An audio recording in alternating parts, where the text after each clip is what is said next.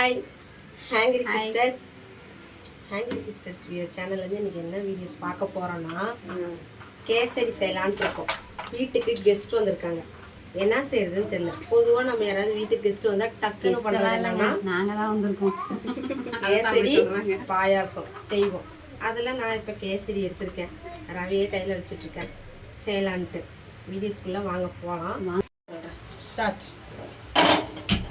அடுப்பு பற்ற வச்சிடலாம்.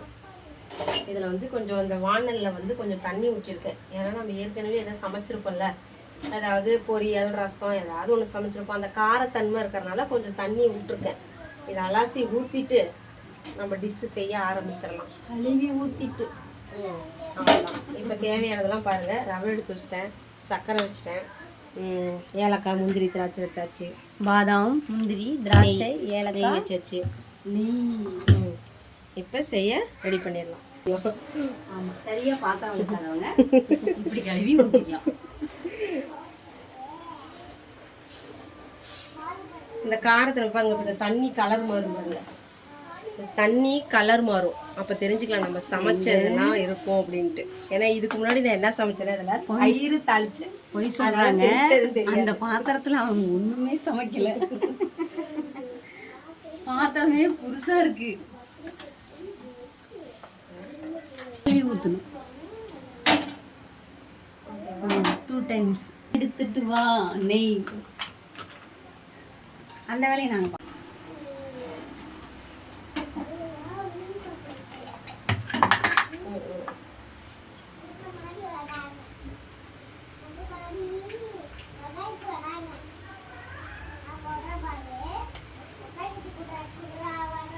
ஃபஸ்ட்டு நெய்.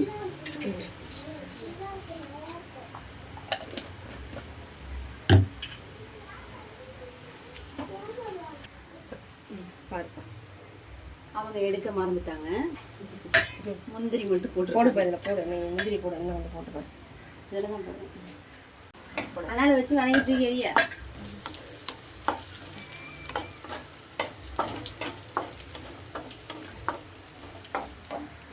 கட் பண்ணியிருப்பேன். இந்த மாதிரி கரண்டி சட்டில சும்மா பந்தாக்காக தான் எடுக்க முடியாது.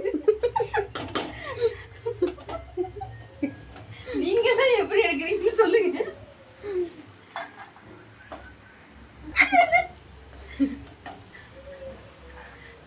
இப்படி எடுக்கிறதா இருந்தா அடுப்பை ஆஃப் பண்ணிட்டு தான் எடுக்கணும். தீஞ்சிரும். பாதி தீஞ்சிருச்சு. சமையல் ரொம்ப கலாய்க்கிறாங்க.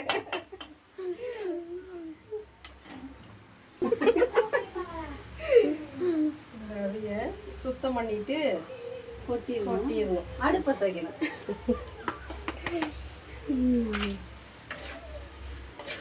நான் கிண்டுற அடுப்பை வைக்கணும். இது வேலையா? அந்த லைட்ரு இங்கே வச்சுக்கோங்க. அந்த கேசரி செய்ய வந்து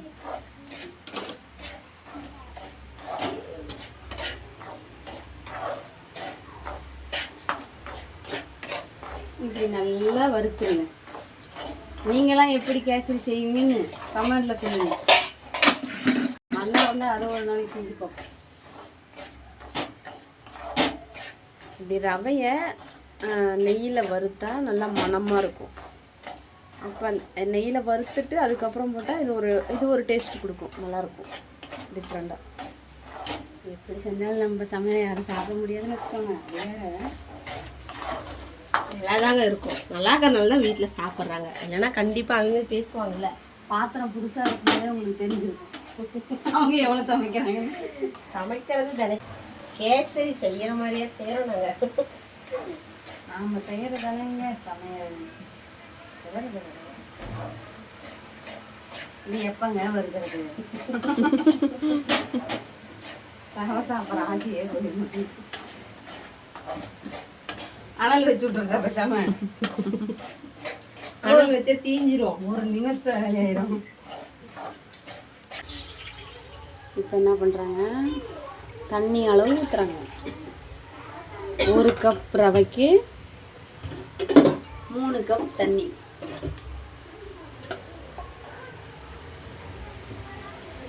நான் 3.5 கப்பே ஊற்றுவேன். ஊற்று, ஏன்னா ரவை கொஞ்சம் உபரி ஆகும்ல. 3.5 கப்பே ஊற்றணும்.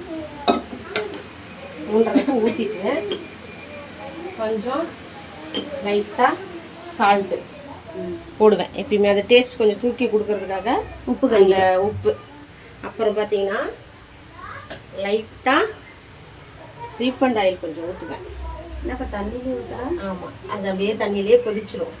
இப்போ நம்ம ரவை போடும்போது கொஞ்சம் அந்த ரவை வந்து தனித்தனியாக ஒட்டாமல் உதிரியாக நல்லா இருக்கும். நெய்யே ஃபுல்லாக போட்டுட்டோம்னா தெவிட்ட ஆரம்பிச்சிடும். அதனால கொஞ்சம் நம்ம எண்ணெய் போட்டுட்டோம்னா நோட் பண்ணிக்கோங்க. நெக்ஸ்ட் வந்து கலர் பவுடர். கலர் பவுடரும் குட்டியோடு ஒரு ஸ்பூன் வச்சுருக்கேன். எடுத்து போடணும்னா இந்த ஸ்பூன் ஏற்ற வச்சுருப்பேன். அளவுக்கு கம்மியாக தான் ஆட் பண்ணோம், கொஞ்சம் கலருக்காக இது போடுறேன். அதனால தான் எல்லாத்தையும் போட்டு இந்த குட்டி ஸ்பூனு சின்னதாக லைட்டாக கலர் கொஞ்சம் நமக்கு வேணும்னா. கலர் ஆட் பண்ணுறதே குழந்தைங்களுக்கு கொடுக்குறோம். இந்த கலர் தான் பிள்ளைங்களை கவர்ந்து சாப்பிட வைக்குது. வேறு வழி இல்லாமல் மிக்ஸ் பண்ணுறோம் கொஞ்சம். ஆனால் கலர்லாம் போடக்கூடாது, சாப்பிடக்கூடாதுன்னு நம்ம சாப்பிட்டு தான் வரோம். எல்லா உணவும் எடுத்துகிட்டு தான் இருக்கும். ஓகேவா? அடுத்தது கொதிக்குமா? தண்ணி கொதிச்சதுக்கப்புறம் ரவையை எடுத்து கொட்டுற வேலை தான். கொட்டிட்டா வேலை முடியுது. எப்படி போடலாம் கடைசியாக இருக்கட்டும்.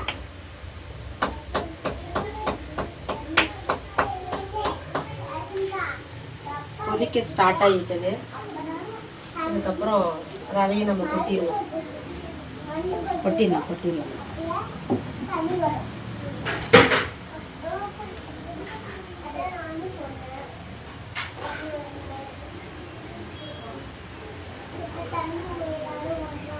அனல் கம்மியாக வச்சுட்டு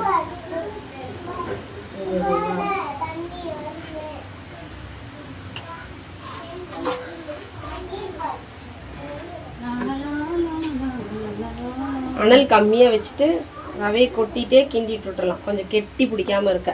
ஆமாம், இப்படி எக்ஸ்ட்ரா ஒரு ஆள் இருந்தால் கூட இப்படி கிண்டிக்கலாம். எக்ஸ்ட்ரா இவங்க இருக்கிறதுனால கிண்டுறோம்.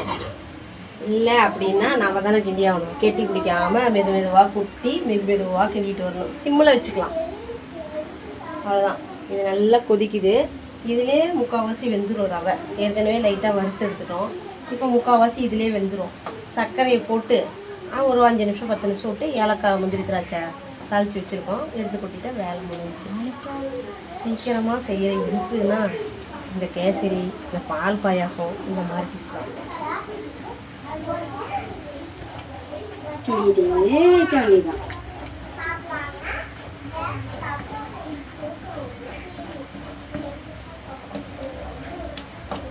கை வலி எடுத்துட்டு வந்து இப்படி வரணும். பார்க்கும்போது வச்சுருக்காங்க. அடுத்த ப்ராசஸ், தண்ணியெல்லாம் சுண்டிருச்சு. லைட்டாக அப்படியே அந்த சர்க்கரை லைட்டாக தூங்கிட்டே வந்தோம்னா தண்ணி விடும். 1 கப்பு ரவைக்கு 1 கப்பு சர்க்கரை. இந்த கப்பில் நீங்கள் எந்த அளவு எடுத்துட்டாலும், ஒரு டம்ளராக இருந்தாலும் சரி, கப்பாக இருந்தாலும் சரி, எந்த அளவு எடுக்கிறீங்களோ அதுக்கு ஈக்குவல் அளவு, அவ்வளோதான். இப்போ பார்த்தீங்கன்னா தண்ணி விட ஆரம்பிக்கும். இந்த தண்ணி சுண்டணும்.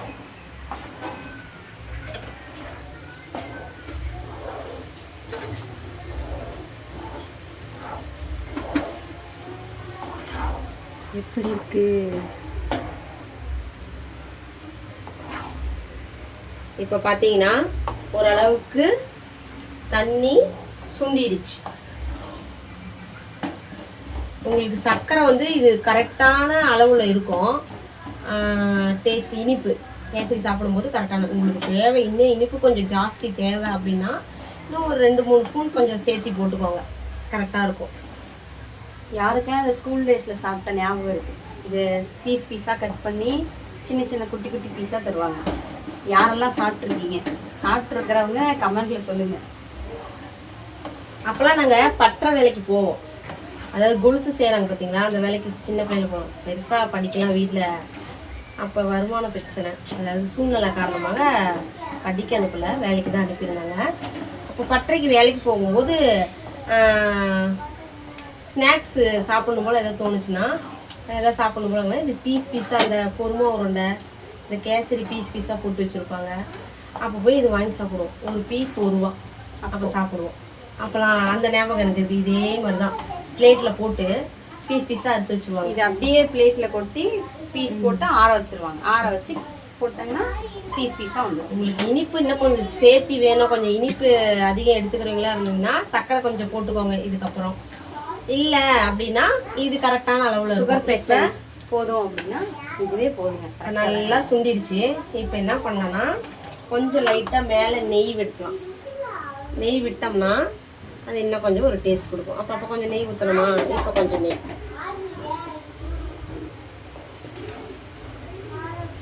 நல்லாயிருக்கும்.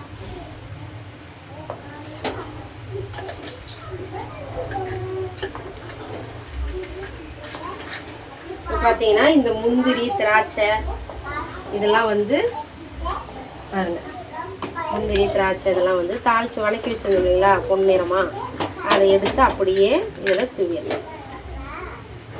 மலை சாரல் போல தூவாங்க.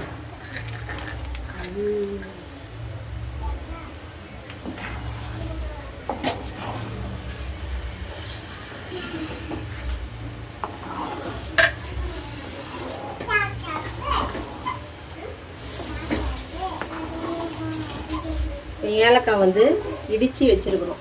நாங்கள் லைட்டாக இடித்து தான் வச்சுருக்குறோம். அதை வந்து அப்படியே துளி போட்டுடலாம். தண்ணியிலையும் போட்டுருவாங்க ஏலக்காய், இப்பயும் லாஸ்ட்லேயும் சேர்த்துறவங்க சேர்த்திக்கோங்க.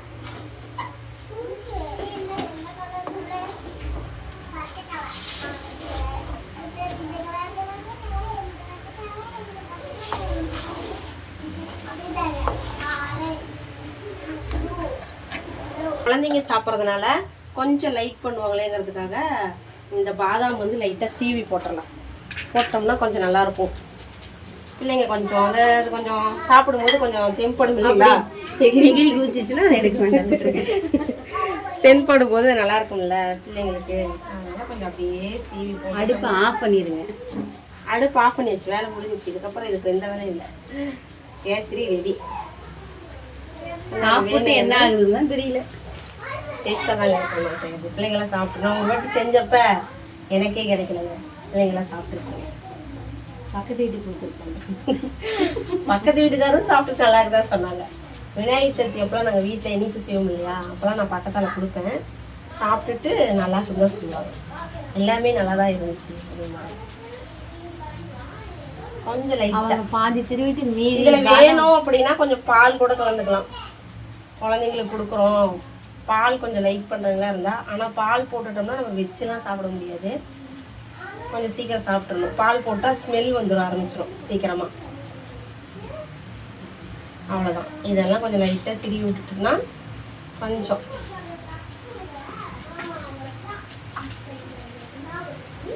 நீங்களும் உங்கள் வீட்டில் செஞ்சு பார்த்துட்டு செஞ்சுருப்பீங்க. இது ஒன்றும் பெரிய டிஷ் எல்லாம் ஒன்றும் கிடையாது. இப்போ நாங்கள் செஞ்சதுக்கப்புறம் நீங்கள் பார்க்குறவங்களுக்கு கேசரி சாப்பிட்லாமே அப்படின்னு எதாவது ஐடியாஸ் வந்துச்சுன்னா, இப்போ நாங்கள் செஞ்ச மாதிரி நீங்கள் எப்படி செய்யணும்னு தெரியல, கமெண்ட் பண்ணுங்கள். நாங்கள் இப்படி செய்வோன்னு. நாங்கள் எதாவது தப்பு பண்ணியிருந்தாலும் அது இப்படி செஞ்சால் நல்லாயிருக்கும்னு எங்களுக்கும் கமெண்ட் பண்ணுங்கள். நாங்கள் அதை ஃபாலோ பண்ணுறோம்.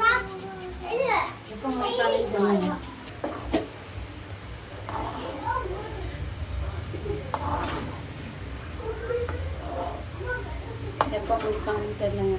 போடுறதுக்கு வெயிட் பண்ணிடுவேன். ரொம்ப நேரமாக கப்போடு ரெடியாக இருக்கிறாங்க. கொஞ்சம் போடுவாங்க. ஓவராக கலாய்ச்சிட்டு இப்போ கப்போடு ரெடியாக இருக்கிறாங்க. கேசரிலாம் பிடிக்குங்க. சாப்பிட்டு பார்த்துட்டு சொல்கிறேங்க எப்படி இருக்குன்னு. அது கொஞ்சம் ஆறணும் இல்லையா, சுட சுட சாப்பிட முடியும். நாங்களே வேர்த்து விறுவிறுப்பாக செஞ்சுட்டு இருக்கிறோம். நாங்களும் எப்படா வேலை முடிந்துதான் இருக்கிறோம். எல்லாரும் வாங்க, கேசரி ரெடி. அவ்வளோதான் கேசரி. கொஞ்சம் கரெக்டான பதத்தில் இருக்குது கேசரி. அதான் ரொம்ப கொல கொலனும் இல்லை, ரொம்ப தண்ணியாகவும் இல்லை. கரெக்டான பதத்தில் கேசரி இருக்கு. வாங்க எடுத்துட்டு வாங்க, சாப்பிடலாம். ஓகே, ரெடி, வாங்க எல்லாரும் சாப்பிடலாம். சாப்பிட ரெடி, வாங்க சாப்பிடலாம். பிள்ளைங்க எல்லாம் சாப்பிட்டுட்டு என்ன சொல்றாங்கன்னு பார்ப்போம்.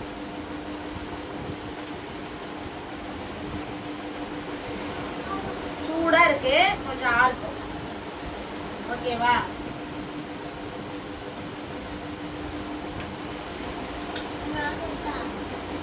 பேசு. ஏதோ பேச ஆரம்பிக்கிறாரு. வாங்க சாப்பிடலாம். ஸ்கூலுக்கு போயிட்டு எல்லாம் வந்தாங்க. அவங்க தான் வந்தாங்க, எல்லாரும் வந்தாங்க.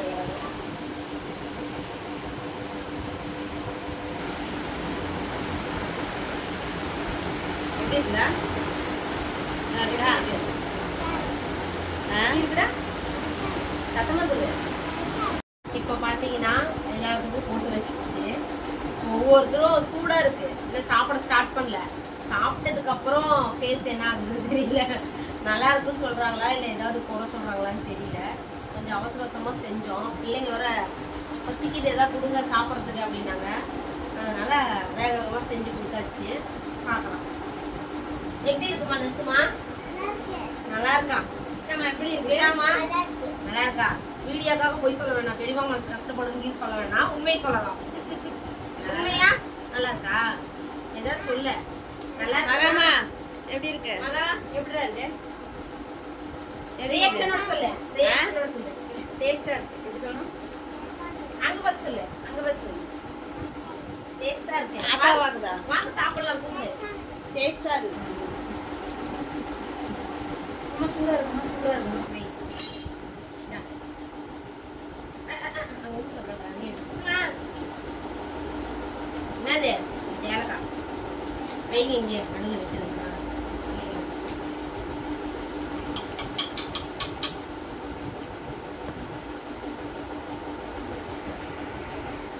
எல்லாரும் நல்லா இருக்குன்னு சொல்றாங்க. என் மன திருப்திக்காக சொல்றாங்களே இடத்துல தப்பு வேற போயிட்டு சேர்ந்து சலுப்பா இருக்கும். வடை சட்டியில் முக வச்சு ஒரு வாய் எடுத்து டேஸ்ட் பார்க்கலான்ட்டு எடுத்துட்டேன். டேஸ்ட் பார்த்து நானும் சொல்கிறேன்.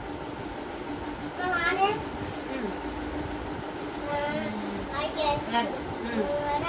நல்லா இருக்கு, நல்லா இருக்கு.